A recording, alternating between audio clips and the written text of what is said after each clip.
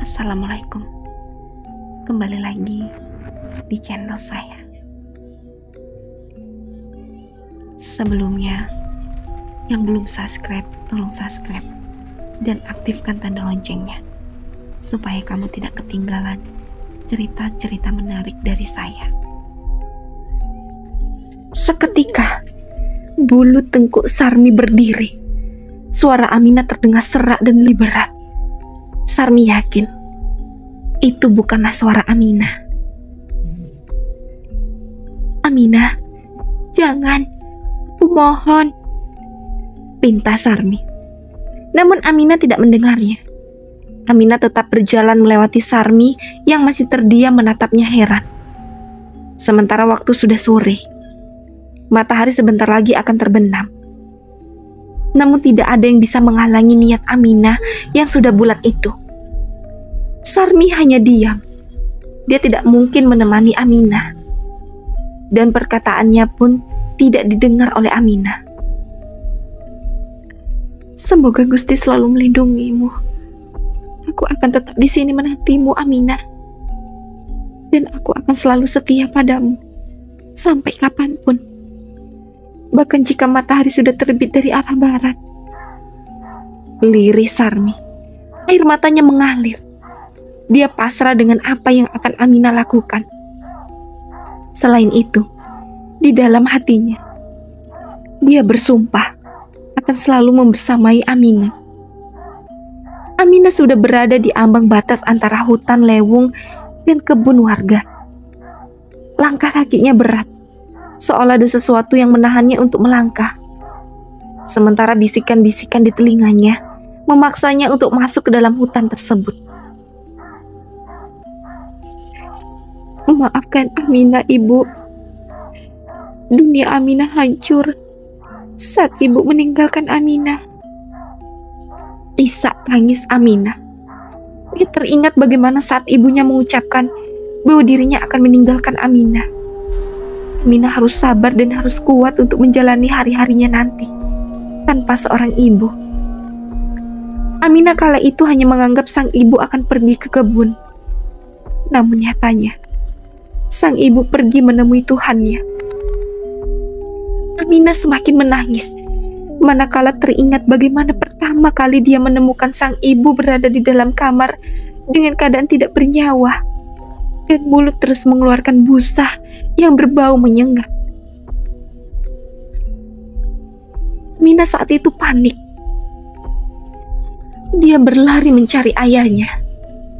Namun saat mendengar apa yang Aminah katakan, ayahnya justru hanya tertawa dan tidak memperdulikannya. Bayang-bayang masa lalu itulah yang membuat Aminah semakin menatapkan hatinya untuk masuk ke dalam hutan lewung larangan dan menemui Mak Dasimah.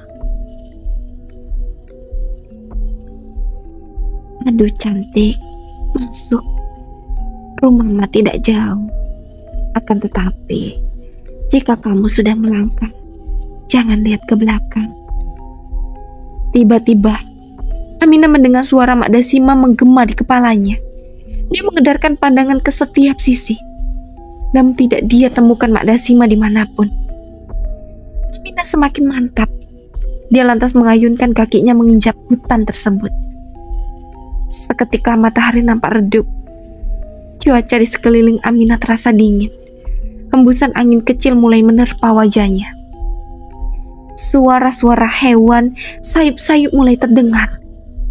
Bahkan suara seseorang tengah menangis dan tertawa dapat Aminah dengar. Seolah-olah ada ratusan pasang mata yang sedang memperhatikannya. Aminah bingung. Harus kemana dia mencari Mak Dasimah? Sementara suara Mak Dasimah sudah tidak lagi dia dengar. "Neng cantik, menolehlah kemari." Suara seseorang wanita membuat bulu tengkuk Aminah seketika meremang. Suara itu terus menggoda Aminah agar dia menoleh ke belakang dan melihat siapa pemilik suara menakutkan itu. Aminah berusaha abai, meskipun kini dia mendengar suara langkah kaki persis di belakangnya. Suara langkah kaki itu amat berat menyeret dedaunan kering. Jangan dipedulikan, Neng. Terus saja melangkah.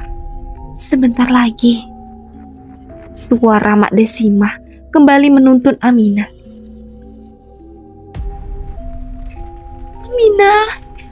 Aminah, tolong ibu. Ibu kehausan. Racun itu membuat tenggorokan ibu terasa amat perih. Kali ini Aminah tidak mampu melanjutkan langkahnya. Karena suara itu terdengar seperti suara mendiang ibunya. Aminah, tolong ibu, Neng. Lirih suara itu kembali. Kini dengan nada suara yang amat memilukan. Ibu. Aminah terdiam. Dia hendak menoleh ke belakang. Namun tiba-tiba tangannya sudah digenggam oleh Mak Dasimah.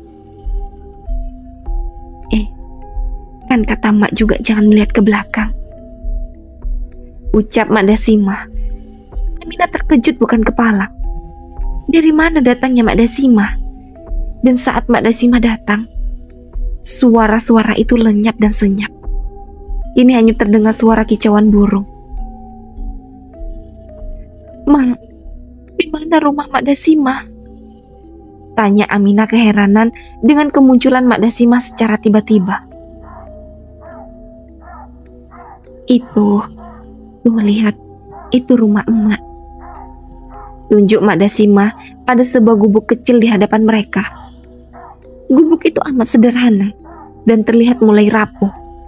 Namun yang membuat Aminah heran adalah sedari tadi dia terus menatap ke depan, namun tidak melihat gubuk dimanapun.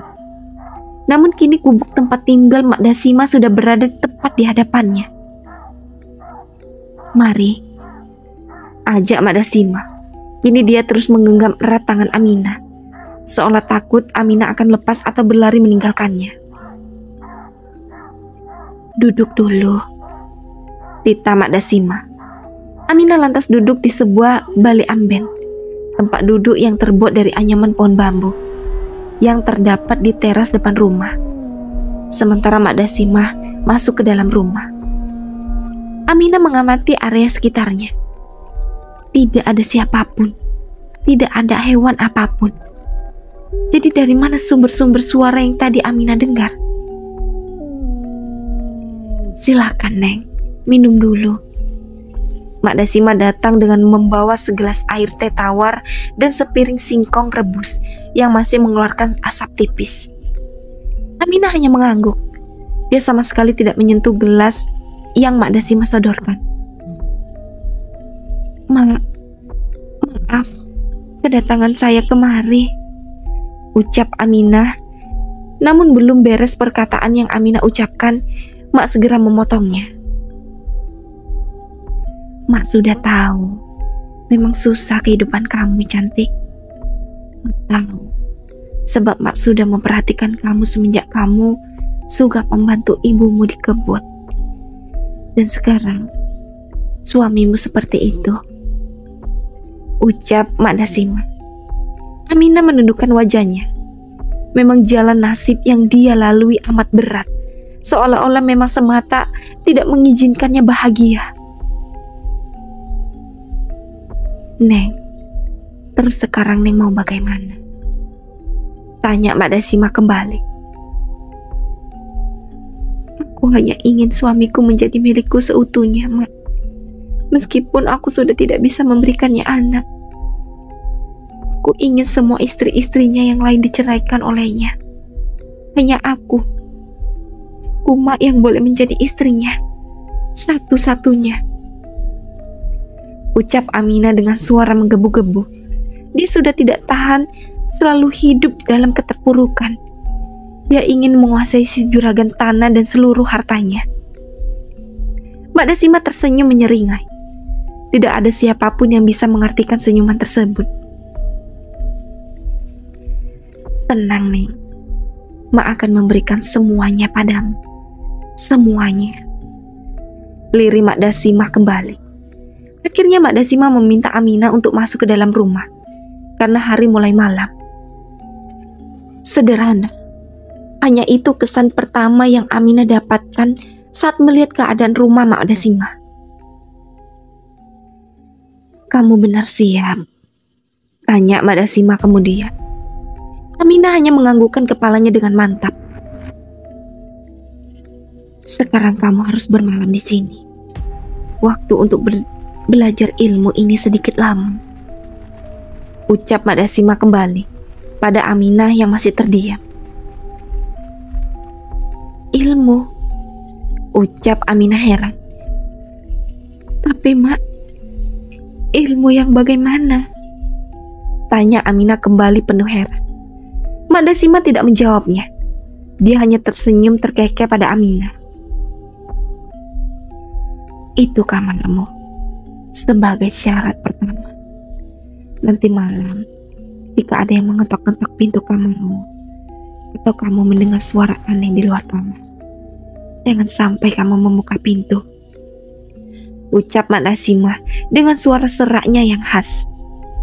Aminah hanya terdiam. Dia benar-benar merasa bingung atas pilihannya untuk menemui Mak Dasimah. Aminah masuk ke dalam kamar, sementara Mak Dasimah hanya menatapnya, hingga Aminah benar-benar menutup pintu rapat-rapat. Ada sebuah jam kecil usang di atas meja. Aminah merebahkan tubuhnya di atas kasur kapuk. Dia mencoba memejamkan mata, namun tetap kedua matanya masih ingin terjaga. Jam di meja sudah menunjukkan pukul jam 11:30 malam. Berkali-kali Aminah menuju arah pintu. Dia menempelkan telinganya pada daun pintu reot itu. Dia berusaha mendengarkan suara apapun yang berada di balik pintu. Dia penasaran dengan apa yang diucapkan oleh Mak Dasimah. Namun sayang, di luar tetap hening. Apa jangan-jangan Mak Dasimah hanya berbohong untuk menakut-nakuti aku? Batin Aminah. Aminah kembali merebahkan tubuhnya di atas kasur. Kini matanya menatap lurus ke atas. Dia mulai memikirkan dan membayangkan ritual apa yang akan dia lakukan. Apa ini benar-benar akan berpengaruh di dalam kehidupannya? Aminah terkejut. Dia langsung segera meringsut menuju pojok ranjang. Suara sapu lidi yang beradu dengan tanah. Namun sumber suara itu bukan datang dari luar rumah, melainkan dari luar kamar. Ya, lebih tepatnya berada tepat di depan pintu kamar yang Aminah tempati. Namun dari bawah pintu, Aminah tidak melihat bayangan apapun. Kondisi ruang tamu lebih terang dari kamarnya, karena Mak Dasimah telah memasang 2 buah lampu teplok di sana. Kemudian suara itu berganti. Kini di luar kamar terdengar amat ramai. Seperti ada beberapa orang lelaki yang tengah mengobrol diiringi dengan tawa yang terbahak-bahak. Bulu tengkuk Aminah semakin meremang manakala suara tawa itu kini berganti dengan suara tangisan seorang perempuan. Tangisan itu amat memilukan. Sampai-sampai Aminah pun turut merasakan kepedihan yang sedang ditangisi oleh wanita itu. "Aminah, Aminah." Dek, suara perempuan yang tadi menangis itu kini memanggil namanya. "Neng, keluar cantik. Saya tahu Neng Aminah ada di dalam kan?" Aminah menutup telinganya dengan kedua telapak tangan. Dia berusaha agar tidak mendengar suara yang terus memanggil namanya itu. Suara itu terus memanggil Aminah berulang-ulang. Malah kini suara itu berhasil menembus pintu yang semakin mendekat ke arahnya. Aminah semakin ketakutan manakala suara-suara aneh itu hilang dan kini berganti dengan sebuah gedoran kuat di pintu. Seolah-olah seseorang sedang berusaha masuk ke dalam kamar tempat Aminah berada. "Aminah, buka!" lirik Aminah, karena suara yang baru saja memanggilnya adalah suara si juragan tanah. Aminah lantas bangkit. Dia menuju pintu namun masih ragu untuk membukanya, karena perkataan Mak Dasimah agar tidak membuka pintu masih terngiang-ngiang di telinganya. "Apa itu?" ucap Aminah pelan. "Iya sayang, ini aku. Keluarlah." Aminah terdiam sesaat. Dia benar-benar menimbang, apa di balik pintu itu benar suaminya atau bukan. Seketika dia mengerutkan dahinya. "Tidak, dia bukan suamiku. Akang tidak pernah memanggilku dengan sebutan sayang. Dan dia tidak begitu lancar menggunakan bahasa umum," ucap Aminah lirih. Dia lantas mundur kembali menuju ranjang. Karena Aminah tidak kunjung membuka pintu, akhirnya suara si juragan tanah itu berubah menjadi amat berat. Dan gororan dari pintu semakin keras. Aminah kembali naik ke atas kasur. Dia menutup seluruh tubuhnya dengan selimut dan menutup telinganya rapat-rapat. Dia hanya bisa menangis dan berharap agar pagi segera datang. Hingga akhirnya dia terlelap. Pintu dibuka. Mak Dasima memindai sekitar kamar dan menemukan Aminah tertidur dengan tubuh tertutup selimut seluruhnya. Mak Dasima menarik selimut itu dengan kasar, sehingga Aminah terkejut dan bangun begitu saja. Mak, semalam aku mendengar." Belum usai Aminah menceritakan apa yang dia alami semalam, Mak Dasima segera menaruh jari telunjuknya di antara kedua bibirnya, memberi isyarat agar Aminah diam.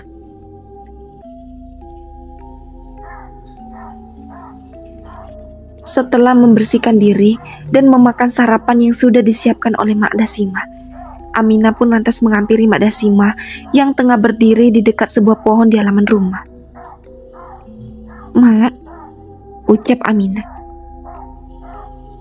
"ayo ikut sama emak," titah Mak Dasima. Aminah lantas membuntut di belakang punggung Mak Dasima yang sedikit bungkuk.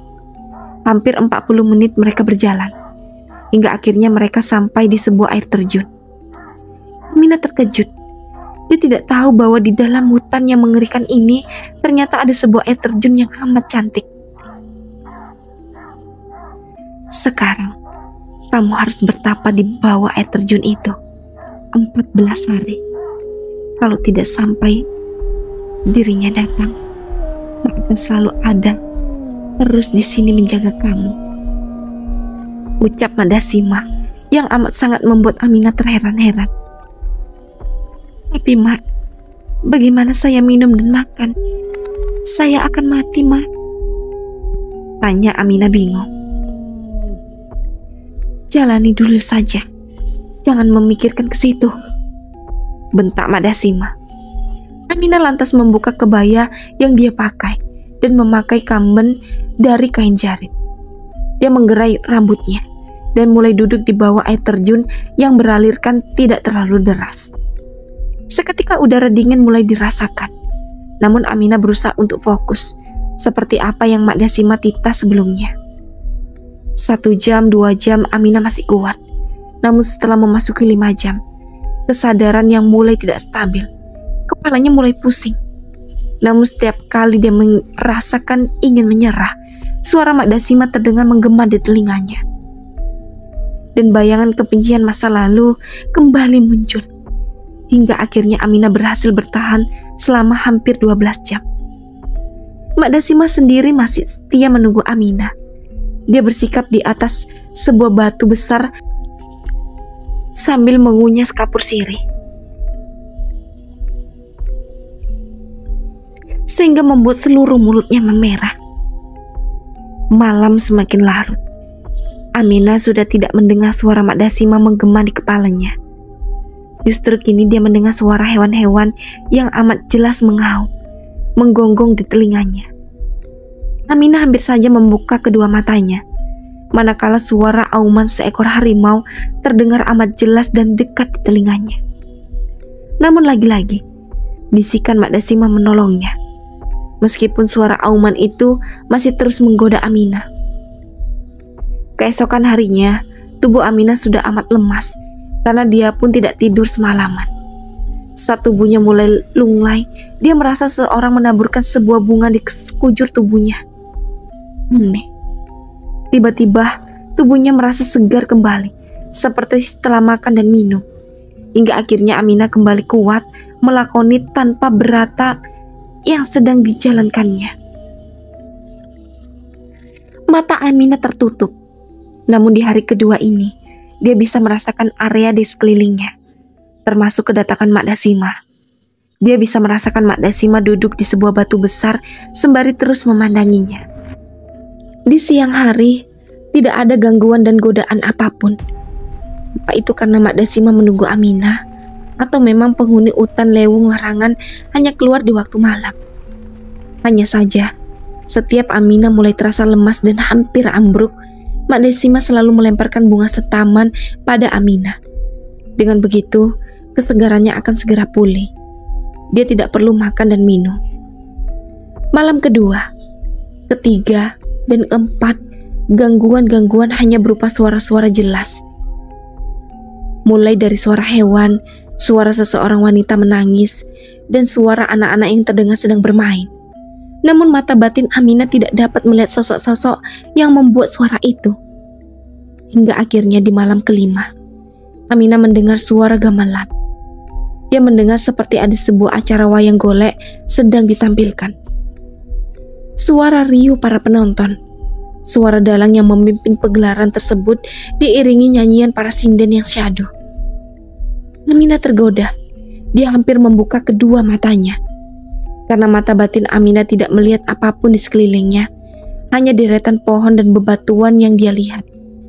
Namun seketika, suara-suara itu hilang, senyap.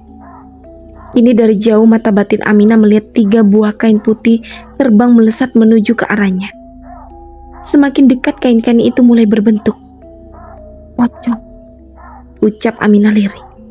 Ketika pocong itu mendekati Aminah, mereka terbang mengelilingi Aminah.